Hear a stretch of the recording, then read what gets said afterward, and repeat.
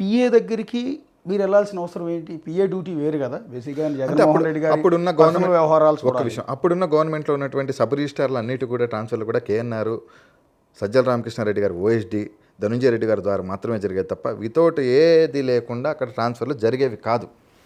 కేఎన్ఆర్ఏ ట్రాన్స్ఫర్లు చేయించేవాడు. కేఎన్ఆర్ చేస్తాడు. ఇక్కడ ఎలా ఉంటుందంటే సబ్ రిజిస్టార్ల వ్యవస్థ అనేది ఎలా ఉంటుందంటే అండి, ఒక 5 నేను చేయించుకుంటాను. ఇది జగన్మోహన్ రెడ్డి గారికి తెలిసి జరుగుండదని నేను అనుకుంటున్నాను. కొన్ని ట్రాన్స్ఫర్లు కేఎన్ఆర్ చేస్తాడు, కొన్ని ట్రాన్స్ఫర్ సజ్జల ఓఎస్డీ చేస్తారు, కొన్ని ట్రాన్స్ఫర్లు ధనుంజయ రెడ్డి చేస్తారు. ఇలా ట్రాన్స్ఫర్స్ అనేది ఒక మ్యూచువల్గా పంచుకుంటారు వాళ్ళు. ఓకే, పంచుకొని ఇలా చేసుకున్నాక వాళ్ళిద్దరి మధ్య ఏదైనా ఫైనాన్షియల్ ట్రాన్సాక్షన్స్ వస్తే ఏసీబీ కేసులు పెడతారు. అదే విషయంలో నా మీద ఏసీబీ కేసు రాఘవరావు ఇరికిచ్చారే. రాఘవరావు ఏసీబీ కేసు జరిగిన రోజున రాఘవరావు నాకు ఫోన్ చేసి అన్న ఇబ్బందుల్లో ఉన్నా అంటే నా దగ్గరకు వచ్చినప్పుడే కదా ఏసీబీ పట్టుకుంది రాఘవరావుని. రాఘవరావు అనే వ్యక్తి ఇంకో సబ్ రిజిస్టార్. ఆ రోజు పడమట సబ్ రిజిస్టార్. కృష్ణా జిల్లాలోనే అత్యధిక పెద్ద సబ్ రిజిస్టార్ ఆఫీసు పడమట సబ్ రిజిస్టార్ ఆఫీసు. పడమట సబ్ రిజిస్టార్ పోస్ట్ కోసమే 2 కోట్లు ఆఫర్ చేశారని అప్పుడు పడమట సుభాష్ చంద్రబోస్ ఆరోపణ కూడా చేశారు. సుభాష్ చంద్రబోస్ అప్పుడు వీడియోలు వచ్చినాయి, డబ్బులు వచ్చినాయి. పడమట సబ్ రిజిస్టార్ అనేది స్టేట్లోనే, ఆంధ్రప్రదేశ్లోనే పెద్ద ఆఫీసు. దాదాపు రోజుకు 100 కోట్ల ట్రాన్సాక్షన్ జరిగే ఆఫీస్ అది పడమట సబ్ రిజిస్టార్ ఆఫీస్ అనేది.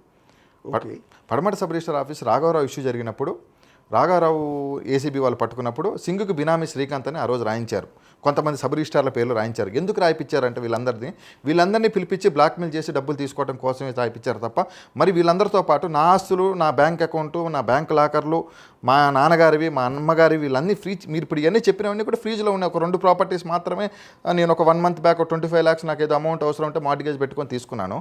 మిగతావన్నీ కూడా ఫ్రీజే చేశారే. కాబట్టి డేటా తెప్పించుకోండి మీరు. అసలు రాఘవరావు మీద ఏసీబీ రైడ్ అయ్యే అతను ఏసీబీకి పట్టుబడ్డాడు.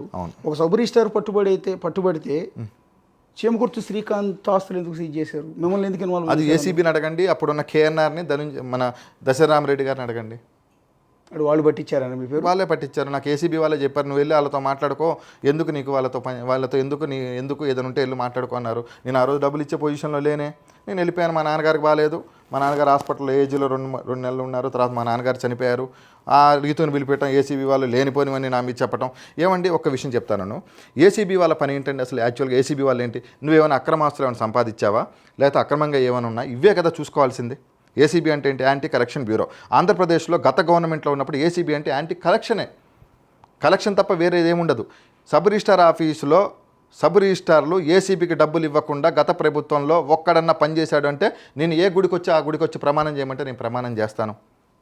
ఇప్పుడున్న సబ్ రిజిస్టార్లు అందరినీ రమ్మని, కాణిపాకం రమ్మని చెప్పండి, అందరినీ సబ్ రిజిస్టార్లు ఎవరు నేను ఏసీబీకి డబ్బులు ఇవ్వలేదని ప్రమాణం చేయమని చెప్పండి. ఎవరు వాళ్ళ ఉద్యోగాల అవసరాల కోసం అబద్ధాలు ఆడతారే తప్ప వాళ్ళ తప్పించుకుంటారు. ఈరోజు అందరూ తప్పించుకున్నారు. చివరికి బలిపశువు నన్ను చేశారు కదా. ఇప్పుడు మీ మీద కేఎన్ఆర్, దశరథ రామరెడ్డి వాళ్ళే పెట్టించారు. అంత పగ మీ మీద?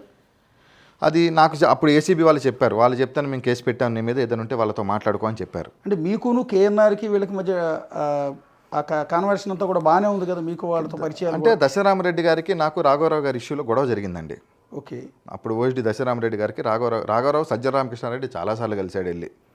ఓకే. అక్కడ ఇష్యూలో పడమట సురేష్ బాబు మధ్యలో ఉండి ఏదో అమౌంట్ ఇష్యూ వచ్చినప్పుడు రాఘవరావు నన్ను నమ్మించినప్పుడు యాజ్ ఫ్రెండ్గా నేను తీసుకెళ్ళి ఇచ్చినప్పుడు నువ్వు ఖచ్చితంగా ఇవ్వాల్సిన, అక్కడ కొంత ఇష్యూ జరిగింది. అది మంచి పద్ధతి కాదని నేను చెప్పాను.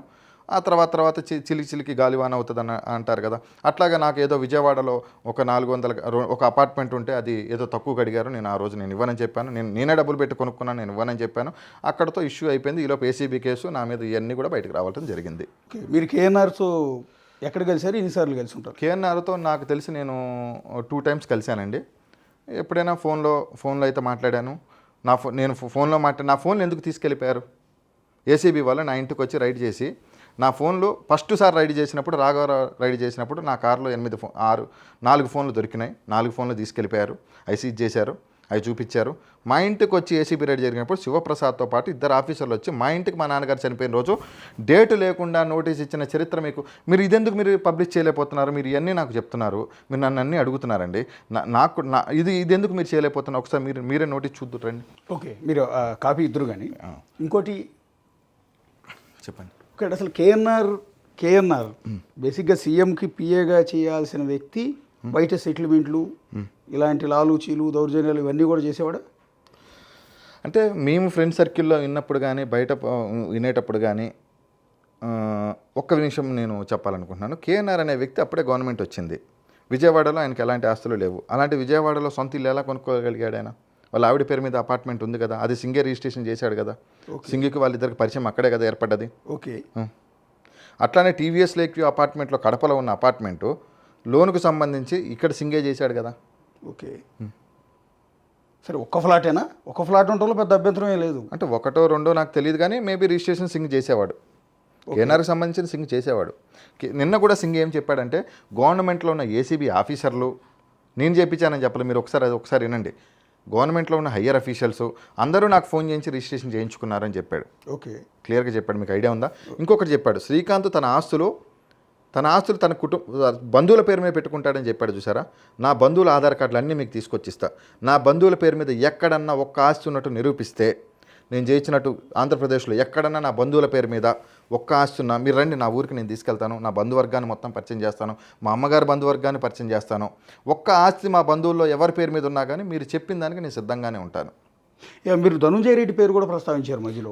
ధనుంజయ రెడ్డి గారు కూడా ట్రాన్స్ఫర్ చేయించేవాళ్ళండి. ధనుంజయ రెడ్డి గారు ఒక ఆయన ఉంటాడు, ఒక రిలేటివ్ ఉంటాడు, ఏదన్నా ఆయనతో మాట్లాడతారు. ఆయన పొద్దున్న 6ంటికి మాత్రమే తాడేపల్లిలో కలుస్తాడు. వాళ్ళు ఎవరు ఫోన్లతో మాట్లాడరు, ముందు ఇన్ఫర్మేషన్ ఉంటేనే వెళ్ళి కలుస్తారు. ఆ పలానా చోట కలుస్తాం, మాట్లాడుకుంటాం, తెల్లారి పొద్దున ఆర్డర్ వస్తుంది. ఓకే, అంతే. ఇంకెవరెవరు చేసేవారండి మీకు వైఎస్ఆర్ కాంగ్రెస్ పార్టీ పర్టికులర్గా ఎక్కువగా సంబంధించిన? అక్కడ ఉన్న పరిస్థితుల్లో సజ్జల రామకృష్ణారెడ్డి గారు, ఓఎస్డీ దశరామరెడ్డి దగ్గర జాఫర్ అని ఉంటాడు. ఆ జాఫర్ ఫోన్ పేలు చెక్ చేసుకుని అన్నీ తెలిసిపోతాయి. జాఫర్ సజ్జల రామకృష్ణారెడ్డి ఓఎస్డీ గారికి టోటల్గా చేసేది, ఫైనాన్షియల్ ట్రాన్సాక్షన్స్ మొత్తం చేసేది జాఫర్ దగ్గర నుంచే జరుగుతాయి. ఓకే. అతను ఏంటండి? జాఫర్ అనేది ఆ రోజు ఉన్న ఎంప్లాయ్ సజ్జల రామకృష్ణారెడ్డి గారికి. ఓకే. పడమటి సురేష్ బాబే సజ్జల రామకృష్ణారెడ్డి గారు ఓఎస్డీ నాకు పరిచయం చేశాడు. ఓకే. ఈ పడమటి సురేష్ బాబు ప్రస్తావన ఏంటంటే, ఇంకోటి ఓఎస్డీ దశరామరెడ్డి వ్యక్తి గురించి మనం మాట్లాడాలంటే, దశరథ రామరెడ్డి అనేవాళ్ళు జైలు శాఖ సూపరింటెండెంట్గా ఉండేవాళ్ళు. అప్పుడు జగన్మోహన్ రెడ్డి గారు జైల్లో ఉన్నప్పుడు ఓఎస్డీ దశరామరెడ్డి గారు ఇక్కడ చల్లపల్లిలో సెంచల్గూడ జైల్లో ఉన్నప్పుడు ఆయన ఉండేవాడు. కావాలని డిప్యుటేషన్ మీద ఆయన తీసుకొచ్చుకొని ఓఎస్డీ కింద పెట్టుకున్నారు సజ్జల గారు. ఓకే. సజ్జల డైరెక్ట్ ఇన్వాల్వ్మెంట్ ఉండేదా పని ఇట్లాంటి వాటిలో? ఇప్పుడు సజ్జల డైరెక్ట్ ఇన్వాల్వ్మెంట్ ఉందంటే ఒక ట్రాన్స్ఫర్ ఓఎస్డీ చెప్తే అయితే ఎవరు చేయరు కదండి. ఓకే. అంటే నాకు తెలిసినంతవరకు ఇప్పుడు సజ్జల ఉన్నాడంటేనే మనం ఓఎస్డీ దగ్గరికి వెళ్తాం కానీ, లేకపోతే ఓఎస్డీ దగ్గరికి వెళ్ళి ఓఎస్డీతో అయిపోద్ది అనుకుంటే మనం వెళ్ళాం కదా. అంటే ఒక సబ్ రిజిస్ట్రార్ ట్రాన్స్ఫర్ కింద తీసుకునేవాళ్ళు అండి మీకు తెలిసినంతవరకు? అంటే సబ్ రిజిస్ట్రార్లను నేను తీసుకెళ్ళి పరిచయం చేసానండి. వాళ్ళు ఫైనాన్షియల్ మాట్లాడుకునే వాళ్ళు. తర్వాత వాళ్ళిద్దరికి ఏదైనా ఫైనాన్షియల్ ట్రాన్సాక్షన్ వస్తే నాకు చెప్పేవాళ్ళు, పలానా చోట డబ్బులు ఇవ్వలేదు చెప్పు అంటే నేను చెప్పేవాడినే తప్ప అంతకుమించి నాకు ఇందులో ఎలాంటి ఇన్వాల్వ్మెంట్ లేదు.